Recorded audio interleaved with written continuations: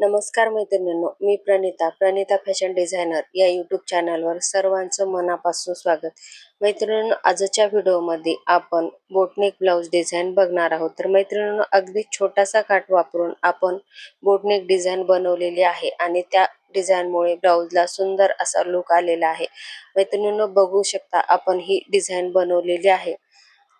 तर बघा, इथे सेंटरमध्ये आपण पाण्याचा थेंब असा आकार देऊन पॅच तयार केलेला आहे आणि पफ स्लीव डिझाईन सुद्धा बनवलेली आहे. मैत्रिणींनो, तुम्हाला ही डिझाईन शिकायची असेल तर व्हिडिओ शेवटपर्यंत नक्की बघा. तर सुरुवात करूया आजच्या व्हिडिओला.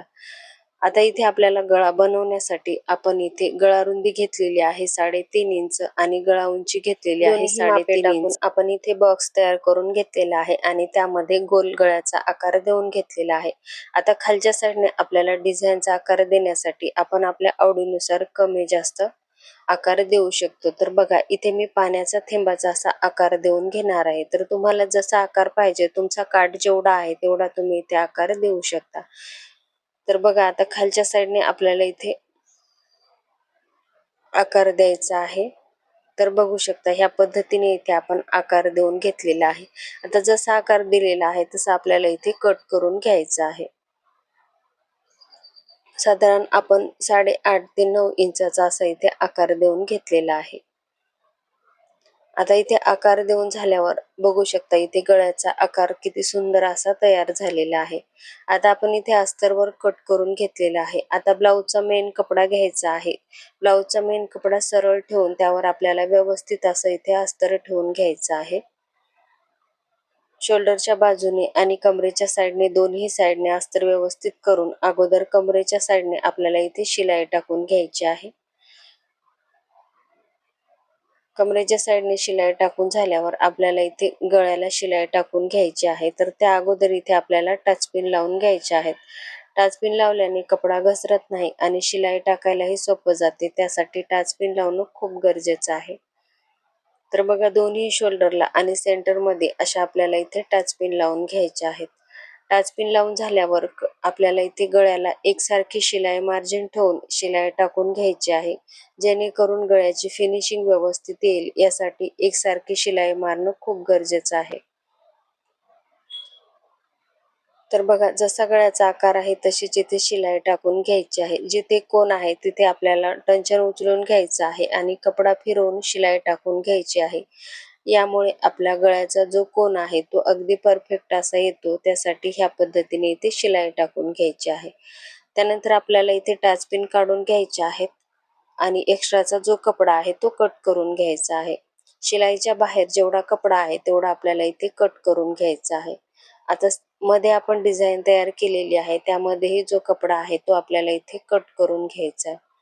तर बघा, आपला इथे कपडा कट करून झालेला आहे. त्यानंतर इथे छोटे छोटे कट देऊन घ्यायचे. कट देताना एक्स्ट्राचा कट जाणार नाही याची काळजी घ्यायची आहे. कट दिल्याने गळ्याला फिनिशिंग छान येते. त्यासाठी कट देणं खूप गरजेचं आहे.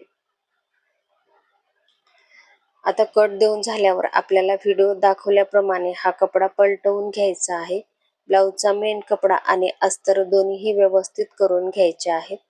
तर बघा, ह्या पद्धतीने आता जे कोन आहेत ते आपल्याला काडीच्या साहाय्याने हे कोन व्यवस्थित करून घ्यायचे आहेत. आपल्या गळ्याचे जे कोन व्यवस्थित आले तरच आपला गळा फिनिशिंग सहित छान दिसतो. त्यासाठी कोन व्यवस्थित करणे खूप गरजेचं आहे. तर बघा, ह्या पद्धतीने मैत्रिणींनो, नवीन शिकणाऱ्या मैत्रिणी सुद्धा सहज शिवू शकतील अशी सोपी पद्धत आहे आणि गळाही साधा सिंपल आहे, पण तुमच्या साडीला आणि ब्लाऊजला खूप सुंदर असा लुक देणार आहे. आणि सध्या हे गळे खूप ट्रेंडमध्ये आहेत. तर बघा, इथे आपले अस्तर आणि ब्लाऊजचा कपडा व्यवस्थित करून झालेला आहे. आता इथे आपल्याला दाब शिलाई देऊन घ्यायची आहे. दाब शिलाई देताना अस्तरचा कपडा बाहेर येणार नाही याची काळजी घ्यायची आहे. अगदी व्यवस्थित अशी इथे आपल्याला हळूवारपणे दाब शिलाई देऊन घ्यायची आहे. दाब शिलाई देताना एकसारखीच शिलाई मार्जिन ठेवायची आहे, जेणेकरून गळ्याची फिनिशिंग छान येते. मैत्रिणींनो, आपण ब्लाऊज शिवताना ब्लाऊजला फिनिशिंग खूप महत्त्वाची असते. तर त्यासाठी मी पुन्हा पुन्हा सांगते, शिलाई टाकताना शिलाई एकसारखीच टाकून घ्यायची आहे. आणि कपड्याला कुठेही झोळ येणार नाही किंवा घडी पडणार नाही याचीही काळजी घ्यायची आहे. तर बघू शकता आपला फिनिशिंग सहित गळा तयार झालेला आहे. आता इथे आपण कमरेच्या साईडने शिलाई टाकून घेऊयात. कमरेच्या साईडने शिलाई टाकताना कपड्याला कुठेही झोळ येणार नाही किंवा प्लेट पडणार नाही याची काळजी घ्यायची आहे. आता साईडने शिलाई टाकून आपल्याला इथे अस्तर फिटिंग करून घ्यायचं आहे.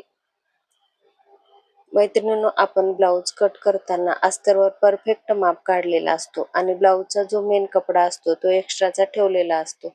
अस्तर फिटिंग करून झाल्यावर आपल्याला तो कपडा कट करून घ्यायचा आहे. तर बघा, आपण इथे फिनिशिंग सहित अस्तर फिटिंग सुद्धा करून झालेला आहे आणि आपला 7 ते 8 मिनिटांमध्ये आपला सुंदर असा हा गळाही तयार झालेला आहे. मैत्रिणींनो, ही डिझाईन तुम्हाला कशी वाटली ती कमेंट बॉक्समध्ये कमेंट करून नक्की सांगा. व्हिडिओ आवडला तर व्हिडिओला लाईक करा, शेअर करा आणि अशाच नवनवीन व्हिडिओसाठी चॅनलला सबस्क्राईब करा.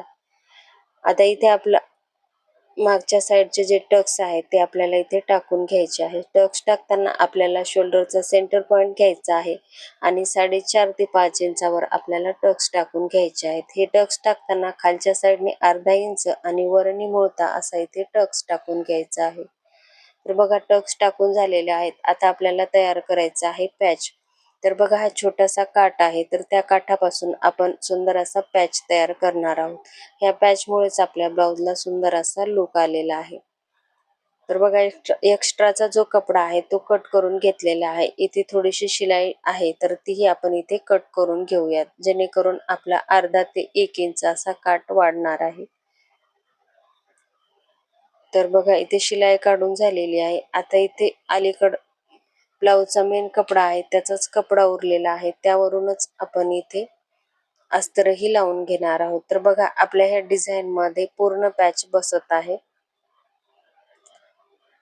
तर बघा, ह्या पद्धतीने इथे कपडा आपण फोल्ड करून घेऊयात आणि एक शिलाई टाकून घेऊयात.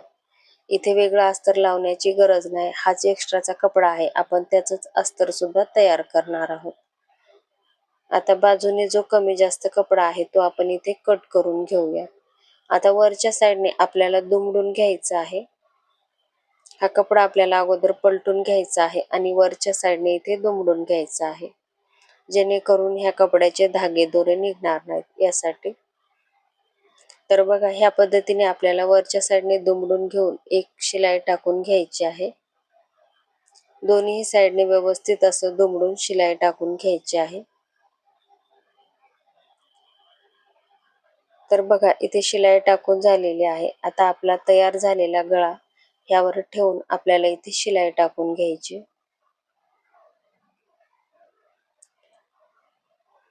मैत्रिणींनो, तुम्हालाही ब्लाऊज शिवायचा आहे आणि गळा सुचत नाही तर ही डिझाईन तुम्ही नक्कीच ट्राय करून बघा. तुम्हाला ही डिझाईन नक्कीच आवडेल आणि तुमच्या कस्टमरलाही सांगा, त्यांनाही नक्कीच आवडेल.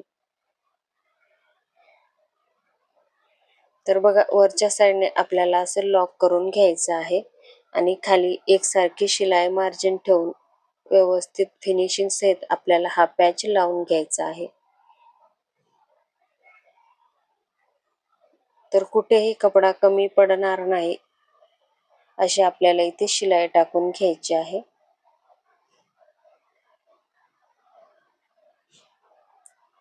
तर बघा, आपली इथे शिलाई टाकून झालेली आहे. आता खाली एक्स्ट्राचा जो कपडा आहे तो आपल्याला इथे कट करून घ्यायचा आहे. अगदी कमी कपड्यामध्ये आपण सुंदर अशी डिझाईन तयार केलेली आहे. तर बघा मैत्रिणींनो, ह्या डिझाईनमुळे ब्लाऊजला आणि साडीला सुंदर लुक येणारच आहे आणि त्यासोबत तुम्हालाही. तर ही डिझाईन एकदा नक्कीच ट्राय करून बघा. आवडली असेल तर व्हिडिओला लाईक करा, शेअर करा आणि अशाच नवनवीन व्हिडिओसाठी चॅनलला सबस्क्राईब करा. मैत्रिणींनो, पुन्हा भेटूया अशाच एका छानशा व्हिडिओमध्ये. धन्यवाद.